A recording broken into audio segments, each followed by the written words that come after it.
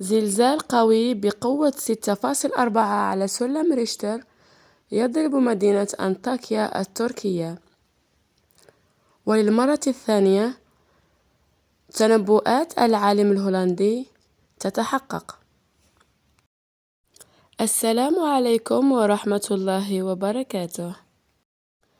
ضرب زلزالا قويا بقوة 6.4 على سلم ريشتر مدينة أنطاكيا التركية، وذلك مساء اليوم الاثنين الموافق ل20 فبراير سنة 2023، وذلك في حدود الساعة 5 مساء بتوقيت غرينتش.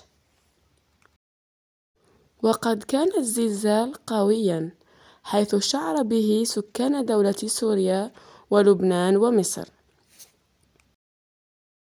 قوة الزلزال أدت إلى سقوط العديد من المباني في مدينة أنطاكيا التركية، لكن ولحسن الحظ أن المدينة تعتبر خالية من السكان، وذلك بسبب الزلزال الأخير الذي ضرب تركيا في 6 من شهر فبراير الحالي،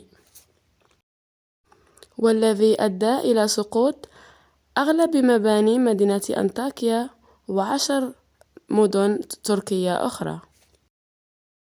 وقبل أيام ظهر العالم والباحث الهولندي الذي تنبأ بزلزال تركيا الأول، وهو يتنبأ بزلزال آخر في العديد من الدول ومن بينها دول عربية بقوة 6.4 إلى 6.7 على سلم ريشتر، وهذا ما أثار موجة من الذعر والقلق على المتابعين، خاصة أن تنبؤات الباحث تصدق للمرة الثانية على التوالي وبنفس الدرجة التي يتوقعها الباحث.